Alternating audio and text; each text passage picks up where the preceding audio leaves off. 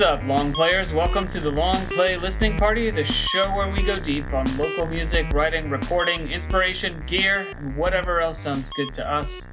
I'm Howie Howard from Mr. Furious Records. Hey, real quick, a couple things you can do to support the show.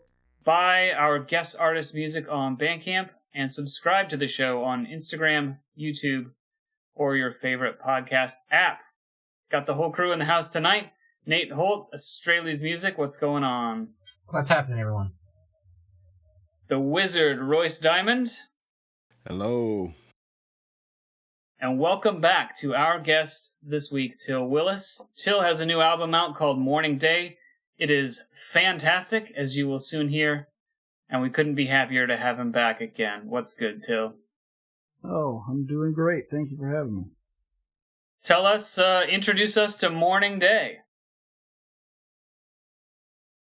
Well, like a lot of people, this is, I guess, how I spent my pandemic type record.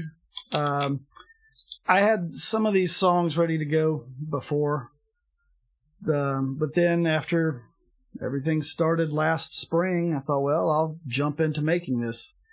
The interesting thing is that the record I started out to make is not the one that came out. Some of these songs I had, and I started them, in a way that it didn't feel right after a while, and I kind of put things on a shelf, and then came back to it later when I have a couple of newer songs and a little different approach to, I don't know, I guess to comfort myself. The first record was maybe a little angrier and a little more aggressive. And just kind of as the pandemic wore on and the fatigue, it was like, I felt like maybe I needed songs to comfort myself a little bit more than just being outwardly angry. I mean, obviously there's lots to be angry about. I mean, that we've been through. I mean, good Lord. But,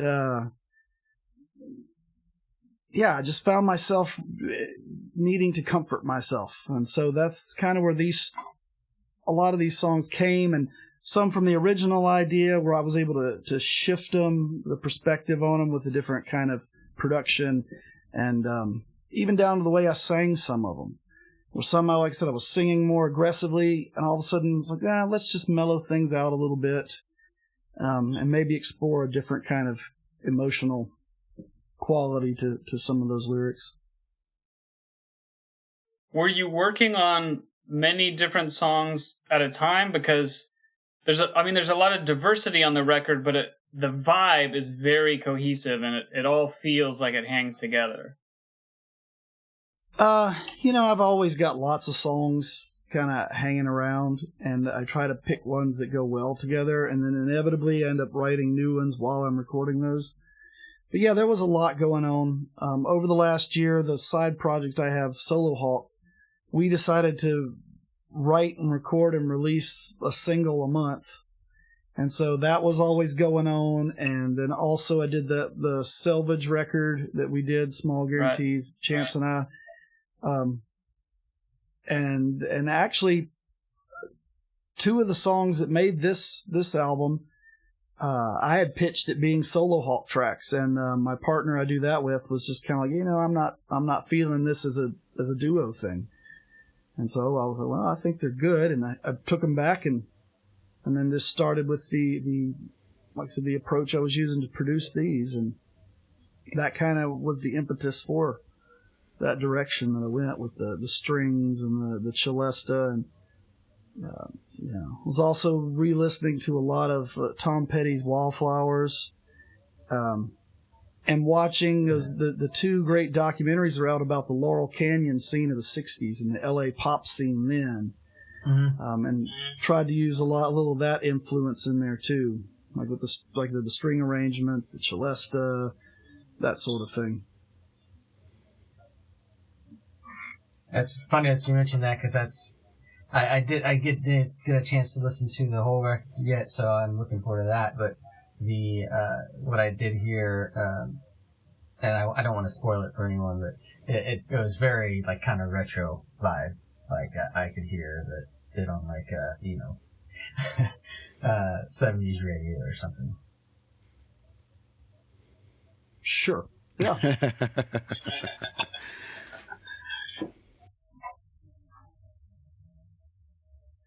I don't want to be reductive, but as I was listening, I kept thinking about, what if Springsteen was rehearsing in the garage next door? Your voice is just, I mean this in the best way. You probably get it all the time, but your voice just really reminds me of the Boss. And it's not, but it's not. It's very much your voice. It's not a sure. Not I'm sure it's not intentional on your part at all. It's just how it comes out, Yeah.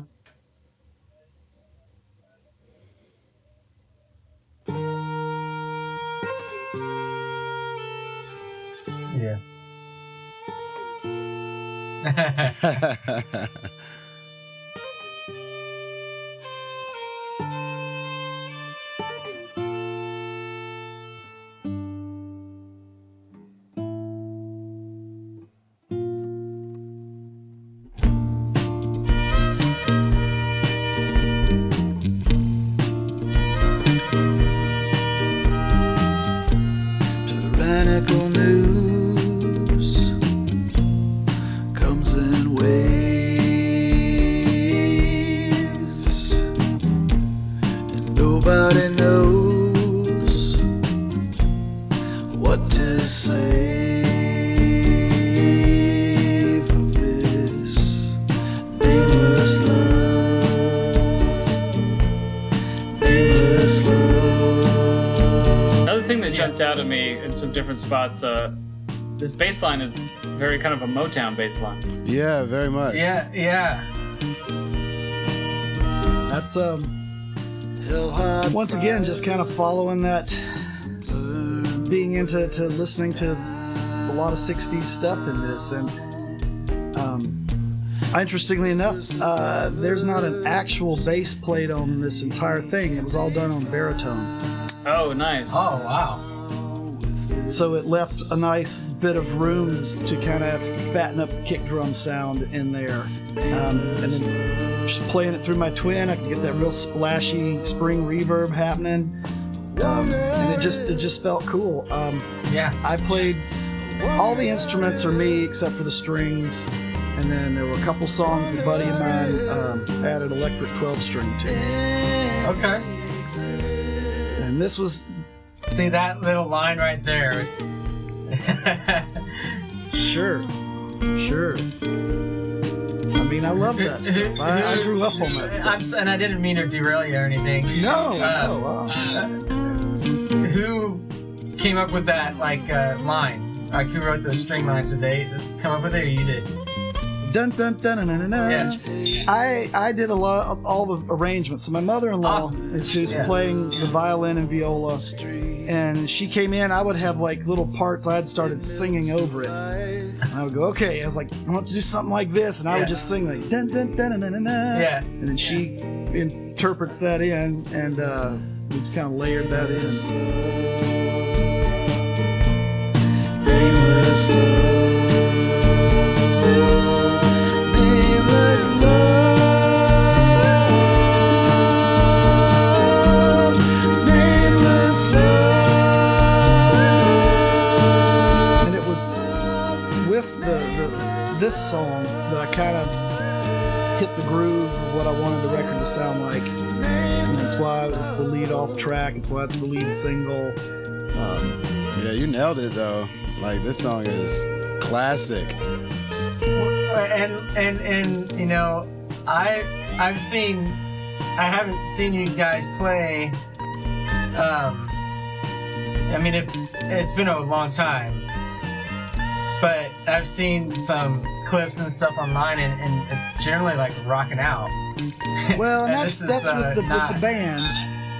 When I'm with the band, Erratic Cowboy, it's definitely kind of more straight ahead rocking. Yeah. This is a solo album, and like I said, I just wanted something more kind of comforting. Yeah. And I even carried that over to, like, sometimes when recording, and I'm sure you guys all know this, is like, you know, you push yourself musically to maybe break out of your comfort zone to do some. With this, I was like, you know what? I don't want to overthink it. I want to play the thing that feels the most natural to me to play right now. Yeah. And so that's was an idea that carried through the whole album. I know you feel what I'm saying. Hey, what made me famous or rich? Good for me. And where did you record it? This is all done at my house. Oh my God. You played most of the stuff, at least the guitars and drums and or baritone. Yeah, the only other musician on here is my mother-in-law who's doing the strings, and I think there's 2 songs on the record that a friend of mine put electric 12-string on. Other than that, it's just me on all the stuff. It just seemed like the thing to do. I mean, wow, man, seeing people, impressive. you guys know. And, Yeah, it's very impressive. well, thank you. It's another reason for me to keep it simple. I'm not a great drummer. I can hold a beat, and that's about it. And keep it simple. Man, whatever you're doing is pretty much right on, like what needs to be there, you know? No, thank you. Yeah. You guys will find this interesting is Gearhead. So, my friend who played the 12-string and he masters all my records, he lives in Denver. He built me this awesome microphone for like kick drum out of a 10-inch speaker that he had, and so but he went ahead and rigged it up so I could just plug an XLR right in there, and oh man, that thing just brings that kick drum to life and just catches so much low frequency that you're almost having to like roll it back the whole time, you know. But there's one more reason for the baritone, left it such nice room in there to like have its own space. Yeah,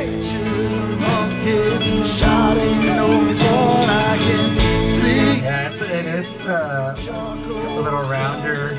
I mean, it feels good, but it's, yeah. There's a little more of that round, little round. I love a good kick drum sound. To me, there's nothing worse than when it just clicks away. It's like talking about Motown again. I mean, Yeah. whether it was Pistol Allen or Benny Benjamin, I mean, they knew how to have good tone in their drums, man. Like, Yeah. just Everything is as it should be, even in the midst of all this frailty. you're gonna hear another kind of Motown-y bass thing happen in this one too. Itself again and again. I mean societally. So who's to say what's human best? As we sit here with the sun. Tell us about some of the lyrical themes, or like what kind of headspace were you in as you were doing lyrics? Well, like the first song, Nameless Love, there's that one I had not written a song in a little while, and with all the news and everything, you know, between all the Black Lives Matter stuff, between the fires in California, between having an authoritarian wannabe dictator asshole in the White House, like, I sat down and I just like opened my mouth and it's like, you know, tyrannical news comes in waves, and it's like it's just like every day it was something else, just huge. You know, like, good Lord, how much more of this? Right. And then I just thought, well, the one thing I want to feel that nameless love that you want to feel amongst other human beings. Like, that's, and we're all shut off from that too at the same time, and so that's that. And this one is an older tune that, once again, just jump-starting myself writing, I wrote down a list of just hypothetical questions. And this song is called, you know, Who's to Say What's Human Best? And I thought, well, if I could use those titles or lines either as the jumping off point or maybe they lead me in different directions, this one came out of that. Who's to say what's human best? And I think lyrically the other bits of it are kind of about my daughter.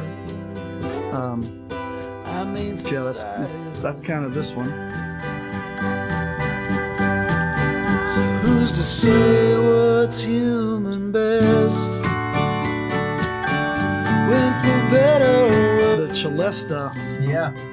playing there, I found that in an antique store for $30. And like the minute I saw it, I'm like, I know what that is.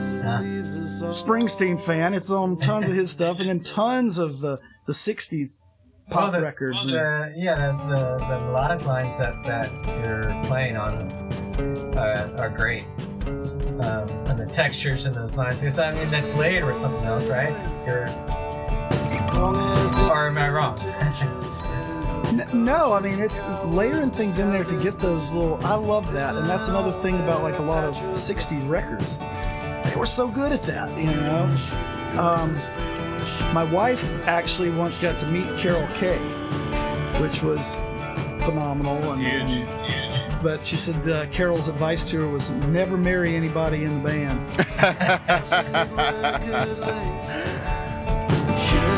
Yeah, man, there's a lot going on, but there's a ton of space. Like, that's masterful. Thank really you. good job. I really try hard at that. Still they wanna shoot. This is one where a buddy of mine did the Electric 12 here.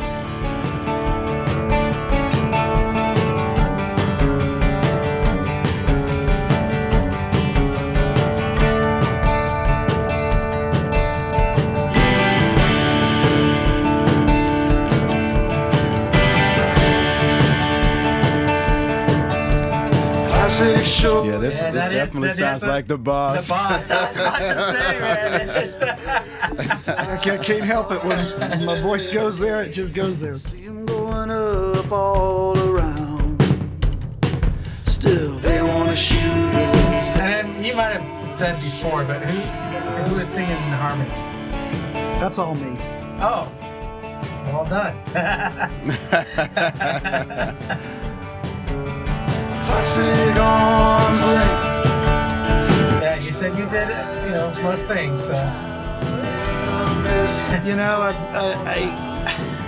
I feel like you reach a point where you're musically competent enough. Why be scared to try anything? Even if it's not something you play. It sounds great. It sounds awesome. You know, I'm not a drummer, but I'm also not afraid to just get in there and try. I mean, You did really well on the drums on this record. thank you, man. Million times Yeah, and they sound phenomenal. Thank you. There's the stylophone on that one there. push to the floor. Good old pocket synth. And I adore. You've got, your solo discography on Bandcamp is pretty big, and you've done records, where you had a bassist and a drummer, and I haven't read the credits on all of them, but the question is kind of like, where does this fit in your story or in your progression from album to album to album? I don't know, man. I think I just... it's a record of my year. I mean, it's almost a record a year. And each one is just kind of where I'm at the moment. And it's like Picasso's Blue Period. This was my 2020 pandemic record. So you kind of find it as you live it, huh? Basically, and it's why I know some people hate listening back to their own records. I enjoy it, not because I'm listening going, oh my god, I'm amazing, but because it's like looking through a photo album.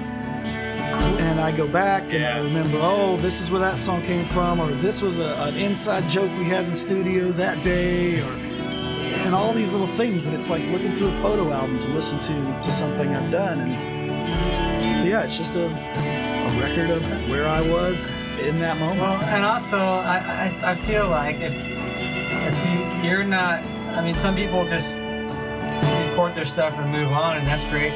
But like, if you can't listen to your stuff and feel, excited for it, like how would you feel like other people are supposed to, Exactly, man. So, exactly. so yeah. I mean, there's no shame at all, and you can go back and listen. And this is a great record, man. Like, I want to go back and yeah.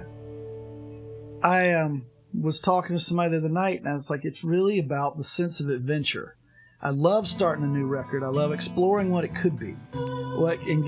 It's just an adventure that you go on, and who wants to go on the same adventure all the time? You want to try new things and get in there and play and just have fun with it. It's what music's supposed to do. It's all about the sense of adventure. Man, I couldn't agree more about both the photo album metaphor and the exploration.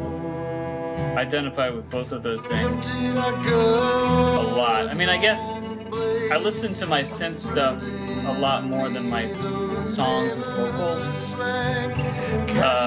and that is kind of to do with how they're made. I guess the synth stuff, I'm very much intending to make music that feels like kind of a functional slot in terms of what I can work to, or what I can read to, or we're not going to talk about that anyway. But I dig what you're saying. I don't, man. No, I get that. Yeah.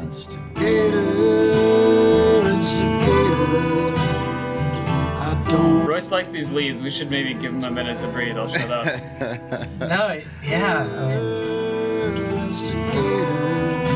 Why don't you fight your own fight?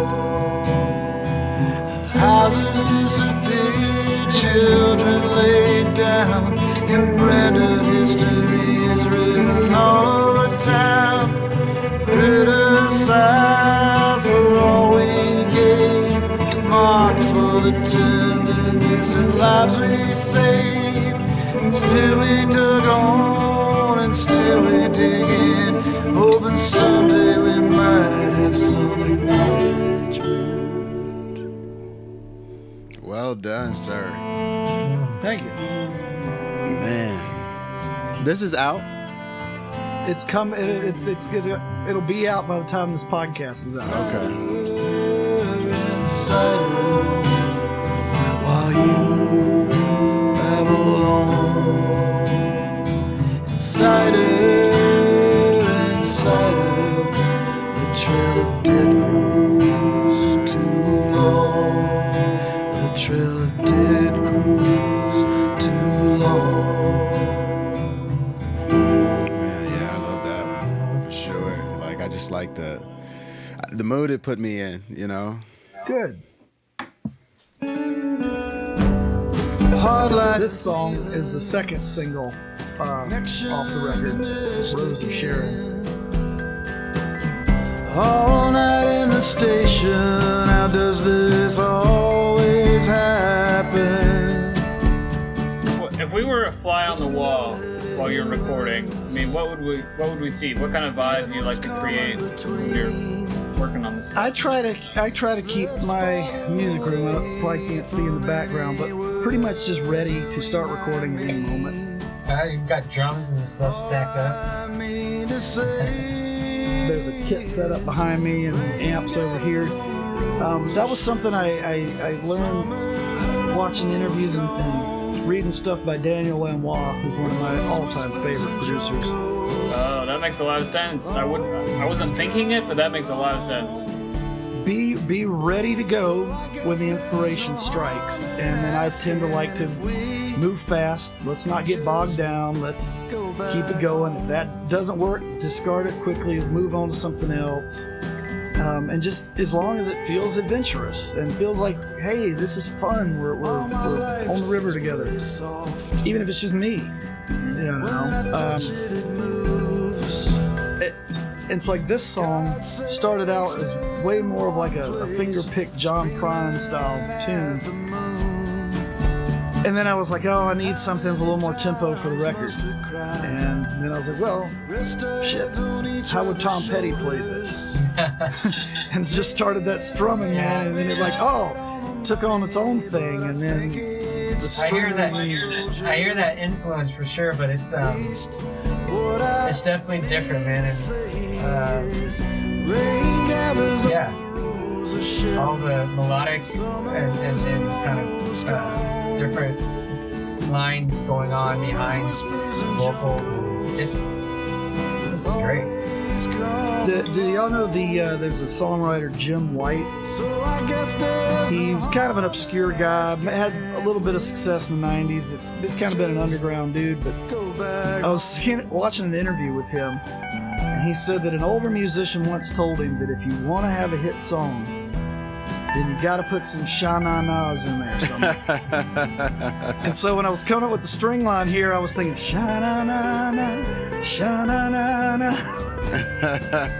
That's funny. Rain gathers on the rose of Sharon. Summers are on. That's a podcast in itself. All the things people do for a hit record, you know. Yep. Always come along. Shot that down. So I guess there's no. Yeah, no kidding. With Rob, call back to the Arturo Got the Shaft episode. When we were making that record, I don't think we talked about this. What I told him was we need ins and outs, meaning we need overdubs. You know, we need things to come in, and then we need things to go away. And you gotta be switching things in and out at different sections of the song. Because at the time, he just wanted to add things. And I was like, no, man, you bring something in, you gotta take something out. Well, on that same note, I was just reading, I think it was in Tape Op or something, but they were talking about the importance of having movement in your mix and really working it in to where things aren't just like statically panned here or there, that let things move and breathe in there. And it doesn't matter if something covers something up, because that feels natural if you've got musicians in a room, and that's what people are used to. But yeah, to have movement in there. And so I try to keep that in mind. You float by. When mixing is okay, it's okay for this to move over here. Yeah.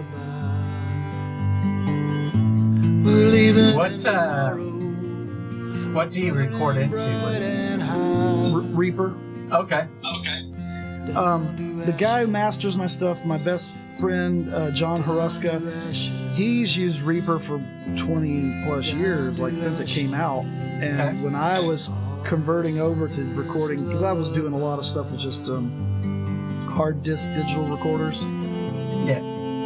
He's like, it's time, man, upgrade. And you can get Reaper for free, and it's a powerful tool that works really well. And because of that, he and I can transfer like whole sessions back and forth. The only problem we run into is, since I'm running on a Mac and he's running PC, you got to make sure that the plugins line up. Otherwise, he gets something in, it's like, plugins not found. Yeah, I mean, it's a. I love it. It's a great thing. How are you recording your vocals? Flickers and dies. This album, I primarily just used the Alesis Groove Tube AM11, which is just a Class A FET large diaphragm condenser. It was the first one they started putting out. I know after that the Groove Tube mics kind of fell off a bit in quality. This first one they put out, and I bought it, like I said, when it first came, and I loved it. Now you can find them pretty cheap because people think all the Groove Tube ones are bad, but if you get that first one where it actually says Alesis on one side and Groove Tube on the other, I think they're really good. So I was just using that for vocals on this one.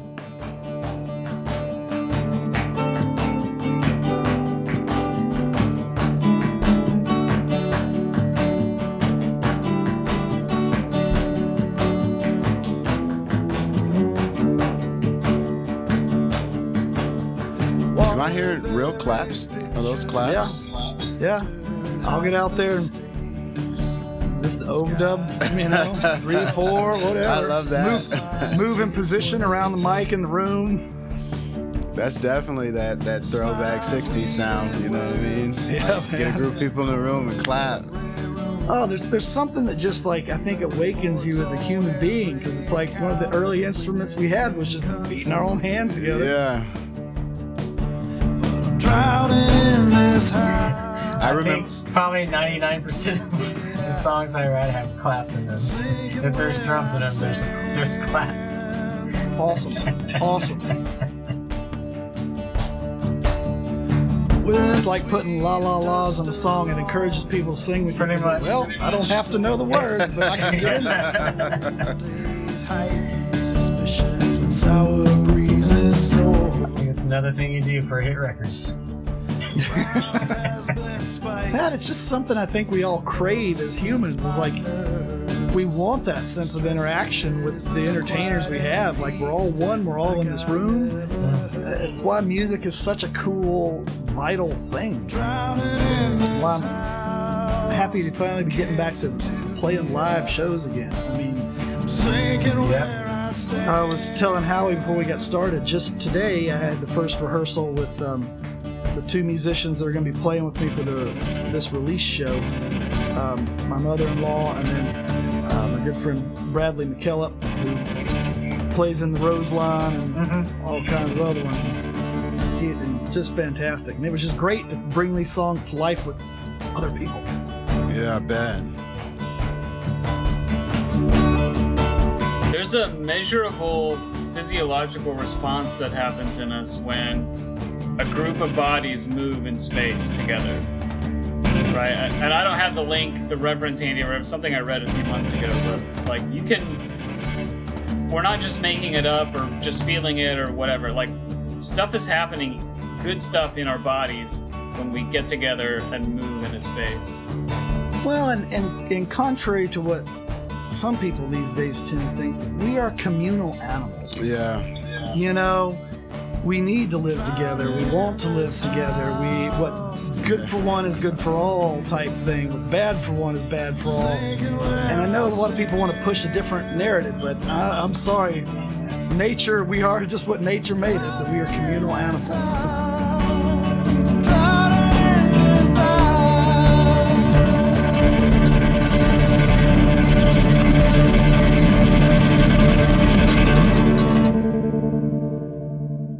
That's a great song. Great kind of curveball, great spot, great sequence in the record for it. Thank you. I try real hard with sequencing. I mean, as y'all know, it's so important. When you got a good sequence, it's like setting up a good live set. You know, and when you're in the middle of performing it or listening back, you know when something's not right. Oh, yeah, it got too slow there, or it's too much of this kind of a song. To me, the best albums, you get on the train at one point and you get off the train at another, and you felt like you were on the journey. And you don't recognize that the time passed between the first song and the last. Like, yeah, I like that. I strive for that. I don't know that I always hit it, but I strive for it. No, that's good. I used to take forever to write out set list, or I'd do it for fun, you know, like try to like just switch things around and see how it works. And you start getting parts, you're like, oh, these three work really well together. You gotta keep that block for a little bit till we get tired of it. Yeah, you have your like this one's not working well. Yeah. People are gonna go crazy. Yeah. Sit there and go, oh man, I saw too many people go into the bathroom and getting another drink when this song started. So we got. Oh, you just plan on that, like, okay, we'll give people a little rest here. Sure, yeah. These frayed nerves.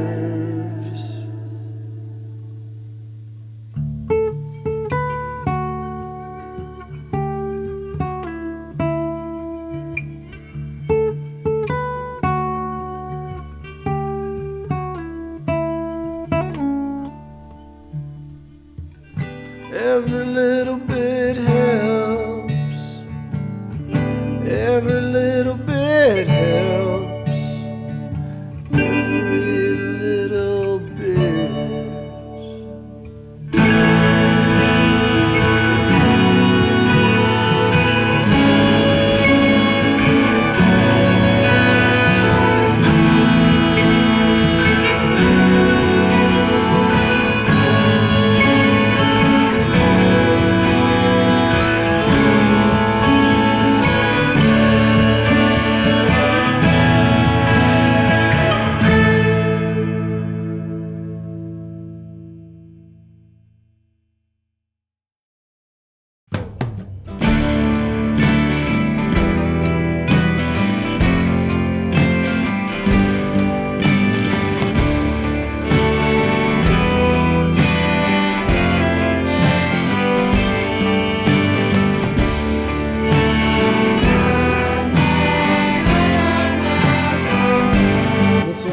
my daughter singing on there. She turns 4 this weekend. Wow. My wife was like, you think people could have my wife and my daughter sing backup with me there? She said, That's I think awesome. people might think that's cheesy. I said, no, it makes me smile, so I'm keeping it in there. And then my buddy John, as he was mastering, he goes, dude, that was delightful. It's this little kid voice come out of nowhere. I'm like, Oh, yeah. Part of the photo album. Yeah, exactly, really. you know? Yeah. I had to put her stuff My Little Pony on the mic because she said we needed that, but she was probably right. It helped the vibe. Dude, that sounded like it was supposed to sound like that's what. Yeah, it sounded like that was supposed to be there. I don't know if I could hear anything else do that now. So. Totally. This song, when I first played it for my wife, she was like, I think that's the most personal song you've ever written. Everything in this song is 100% autobiographical. And once again, it's just exploring those emotions and just being okay with saying some things. Like, Prison with private it's true that where I played Little League growing up in Mississippi is now there's a private detention center there. Which we all know how horrible the private prison shit is. Things like that, or that, you know, I was in the first grade and I got paddled for talking. They were still paddling. Yeah, I remember that. I didn't talk. I was a shy, quiet kid who sat in the back of class and hoped nobody called on me. And this kid, and I remember exactly who he was talking to me and I never responded, and yet the teacher paddled us both in the hall, made us stay in from recess, and then told me I had to go home and write 1,000 times I will not talk in class. And my parents were like, well, you can stay home from school to do that. We're going down there to talk to the principal. And we're like, this is just excessive. And then the teacher's assistant came in and said, he didn't say a word. And it was just those kind of things. And I was too shy to speak up for myself. I just wouldn't do it, you know. I was told you to talk back to people, and I was okay, here I am. Got paddled in the hallway over this. And the other thing that's really true in this one is that I was, as a kid, the concept of infinity terrified me. I would have nights of just laying in bed, crying, going, just with the concept of infinity. If somebody told me, well, the universe is infinite. It just goes on. And something about that scared me to my core. And, you know, must admit, it still kind of does. So yeah, it was just a lot of those kind of feelings I wanted to put into this song.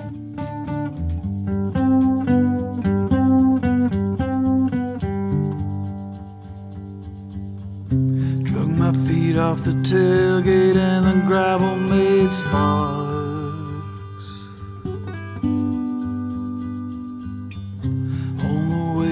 Are you nervous about performing this song? No, actually,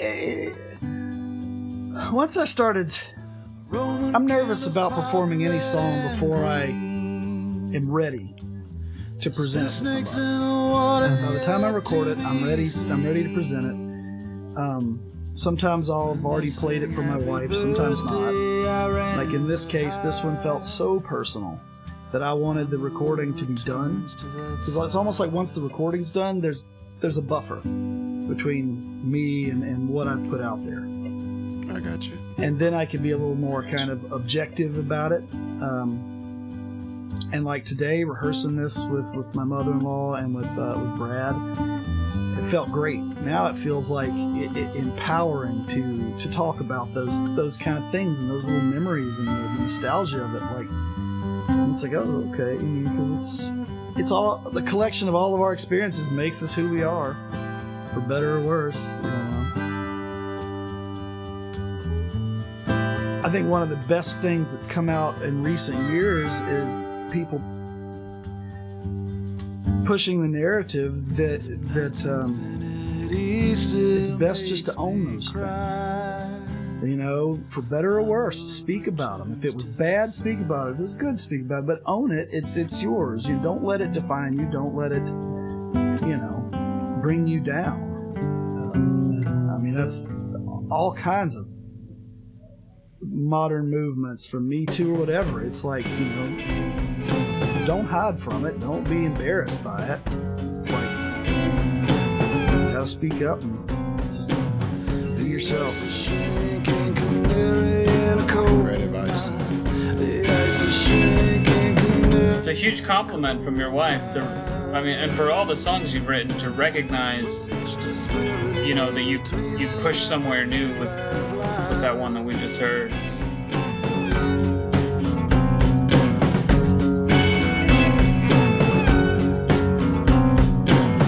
The ice is melting, I think this party's done. The ice is melting, I think this party's done. These souls are all played out and dusty as the rising sun. Some pretty wicked chords there. Thanks, man. And was there harmonica in the last song? Sour stomach turn. Yeah. That was the first instrument I learned to play. My dad taught me when I was about 3 or 4. It was the only instrument he played. It's better spit to save the life from the lie.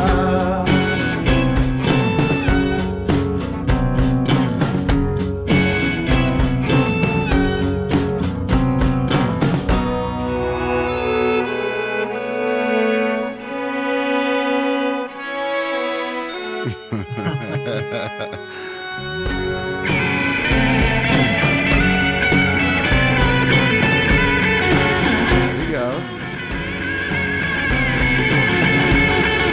Yeah, just a little rocking out there. Yeah. It's in my bones. I can't not do at least one on the record. But again, this one, like, I initially was singing it way more aggressive than I am, and then in the spirit of the album, I kind of pulled it back, and I think that created a whole other emotional level to it than if I was like, Yeah.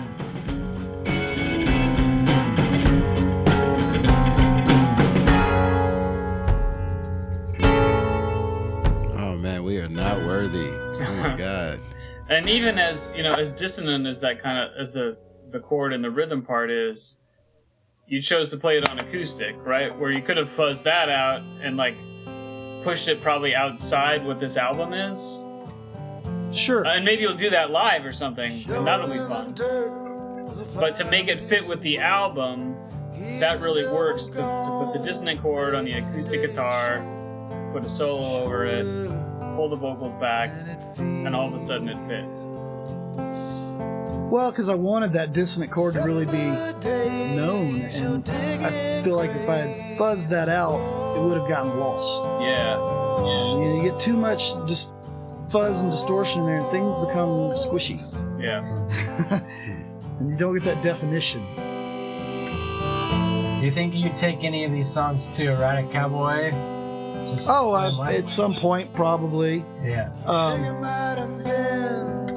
Just because I'll want to play them and be like, oh, man, this one is pretty rocking. That's my next question. It's like you probably want to maybe play them in like a full band, you know. Yeah. Sometimes my bass player Eric, he's always like, oh man, he says, should have given us that song. This song here, Graves for Dogs, when I first played it to my songwriting buddy and solo hawk, I said, I got a new song, and I played it for him. He said, that may be the saddest song I've ever heard. And I was like, oh, well, I take that as a compliment. But it was a true story. We had put an old dog to sleep and brought him home and buried him in the backyard. And, you know, there's just something incredibly sad about that. And Yes, for sure. The lyrics to the song occurred to me. We had to do that not too long ago, actually. Sorry, man. Thank you. Alright. Keep the sides true. This is also sort of a Makes me feel Neil Young vibe. I can see that. Especially with the harmonica. except the days You know, most of my performing in my life has been solo. And when I was 6 years old, I discovered Bob Dylan, and then my mom was a huge Neil Young fan, so I grew up all that and love it. It was, and my dad teaching me to play harmonica very young. It was just natural to grab a rack and go out and play that way. I mean, that's probably the most natural I feel, is just playing that way. We've done it. That was just acoustic singing and the harmonica, right? Yep. Yeah, that's yeah. Yeah.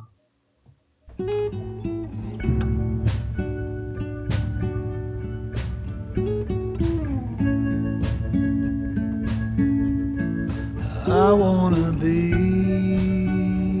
What's going on with your drum sound here? How did you do this? This one is just a floor tom and a snare, with a very loose snare. Among the trees. Really just with a single overhead mic. And then a little added reverb to kind of back it up even more, kind of have more of a Velvet Underground-y type thing happening. Because the song itself didn't need anything too up front and pulsing, but I kind of wanted it there for the atmosphere that it brought. Among the trees. And That's a great choice. Kind of a Mimi Parker from Low sort of thing. sure, yeah, totally. Interaction or nothing like that. It's just that I feel too much concrete and steel breathing up my back. And I wanna be among the trees. I wanna be. What's that instrument? Is that just a guitar underneath that? Yep, picked very softly with just my fingers.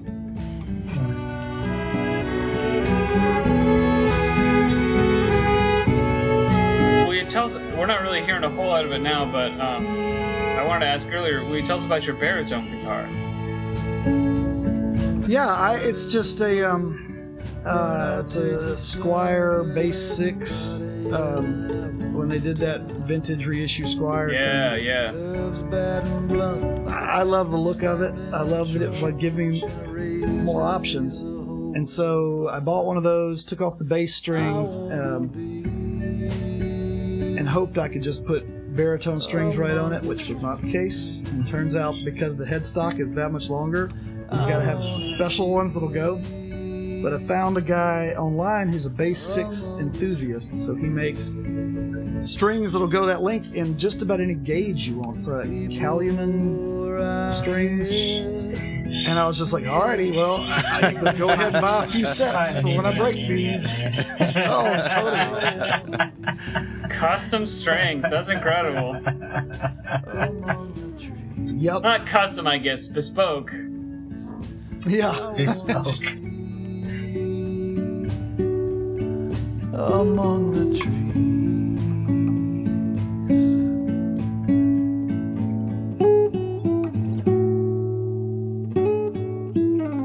Sorry for talking over it. That's a great little tune. No.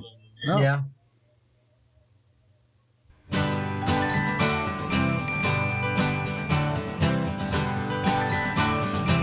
Read somewhere when the paradise. Yeah, that was a nice sequence, man. That was They didn't know that we were seeds. it's kind of a nice. This is the last song to let people know. Blacktop It's a serenade. good one. I didn't mean to hear it, but I knew this was supposed to be the last song. I was like, this I was gonna ask you that. it's got to end the album. I think it's a very kind of up song to kind of end the whole thing. I credits are rolling. You see the happy family in the background. Everything like that. Yeah. So many Are times. you bringing most of the instrumentation that you used throughout back in? Things much heavier than me. We're gonna hear some Yep. Summation. viola. Blacktop serenade the way. Yeah, a little Celesta in there. I don't get the strings on this one, but Oh, okay. With every chime of the chain. it's got a vibe that reflects that, even though they're not there. I try to love my time here and feed my family, feed my family, feed my family. Every chime of a chain. Kind of has that like, and it doesn't sound like it at all, but it just has that "We Are the World" kind of feel Yeah, to me. Like it's- everybody can sing along. My family, Kind of anthemic. my family. Yeah, anthemic. And Yeah. Yeah. It's big. It's a celebration. Somewhere. It's reminiscent of something I can't think of who it is or what it is right now, but Know that we were Perfect. That was a perfect way Yeah. to end that record. yeah, it was. And then you almost, man, the end is so good because you almost undercut it, right? Because you're talking about being buried. It's like, whoa, are we gonna take a dark turn here? And then we're seeds.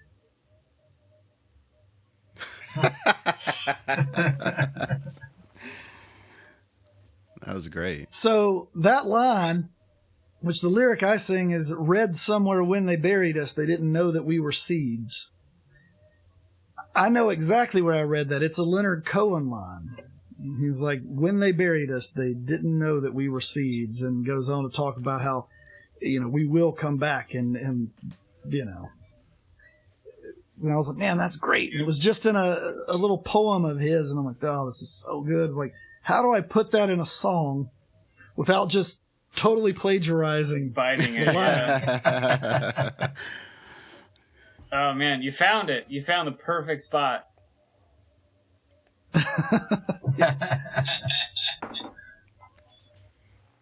Oh man, well done. Morning Day.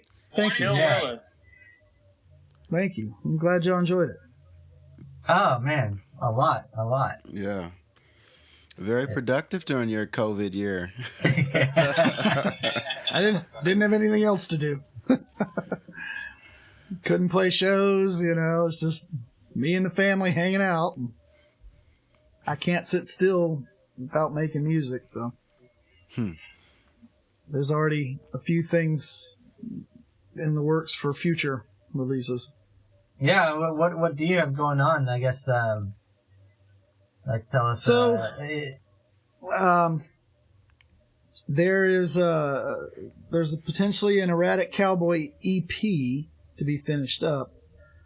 When I was recording my last Erratic Cowboy album, Dirt Flowers, we recorded a second album at the same time. Okay. And so that one is completely ready to go. I was going to release it in 2020. The Dirt Flowers came out in 2019. In 2020, we'll put out the next one. And then, we all know what happened there, and it just didn't make sense. Yeah. And so that's in the can. There's an unreleased Solo Hawk EP that we need to finish mixing. And we have a brand new Solo Hawk album that'll be coming out in August, end of August. It'll be our second full length and actually on vinyl. So Oh, nice. Nice. looking forward to getting that out. My second full length vinyl record to put out there. Is this record? Well, I'm sorry. What's the name of this record again? Morning Day. Morning Day. Is this going to be on vinyl? Can I get this on vinyl? No, I didn't have the funds to do I hear that. you. So digital and CDs all I got this time got you. around. But Yeah. we had the Solo Hawk record pressed before the pandemic hit. Okay. And my partner Steve that I have that with, he was like, should we just put it out there? And I was like, no, dude, let's just sit on it till we can play shows again and actually have a proper release show and do it right. Otherwise, I don't want it to flounder out there because you put so much into getting a vinyl record out. It's it ain't cheap. Right.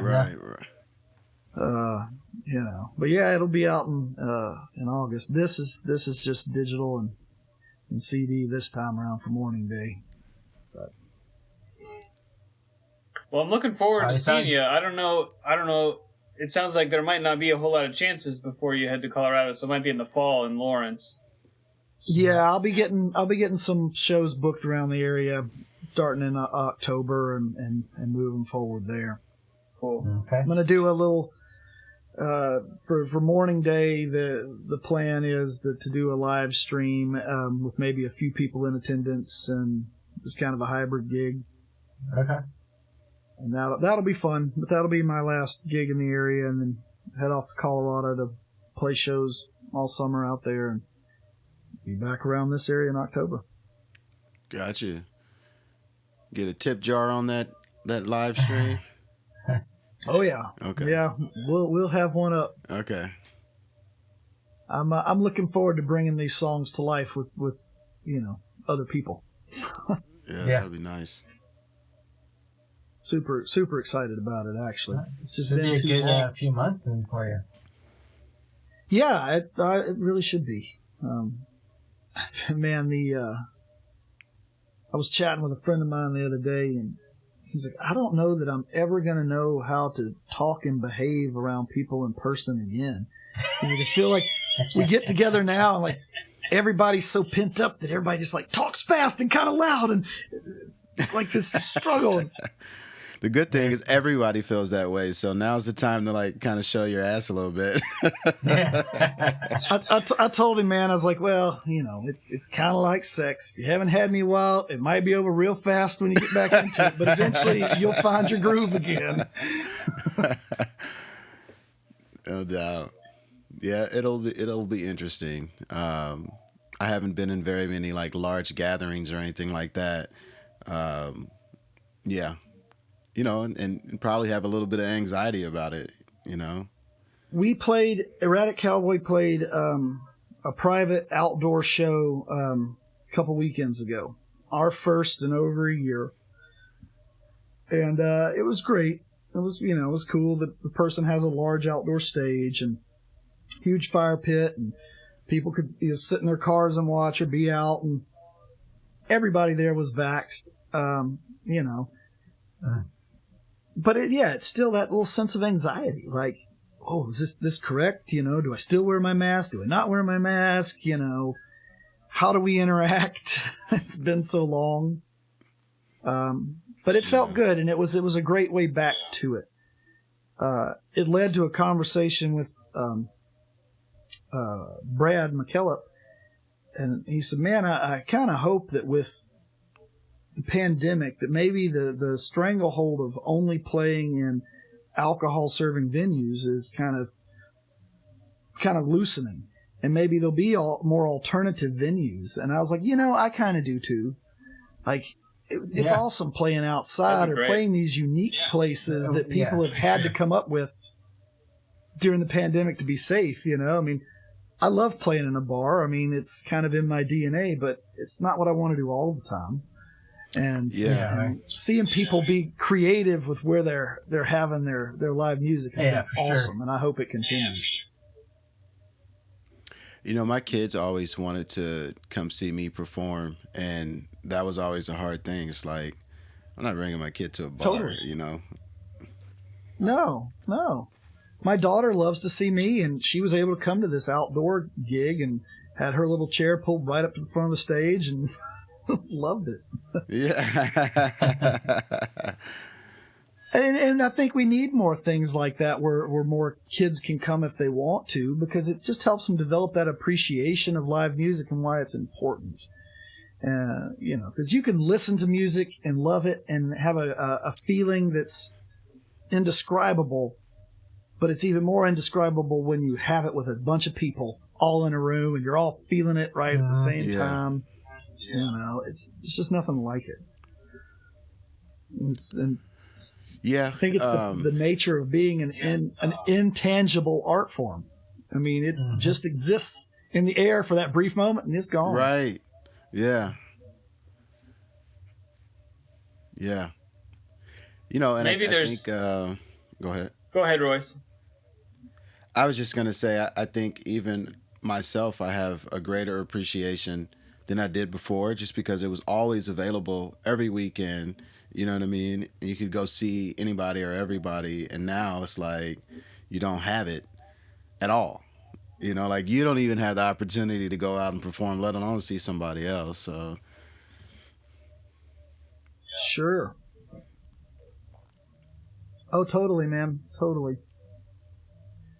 Maybe there's maybe we all have a role to play in that. I mean, not just the four of us, but anybody listening and anyone in any scene all over the world, really, to hold this kind of event. So like Til, what you're talking about with your hybrid event and a few people in the backyard, and you know, maybe that's something we need to be more conscious of doing more often, and having more accessible events, accessible in space, accessible in time of day, you know, and accessible and online, and think about what we can do to keep it going ourselves.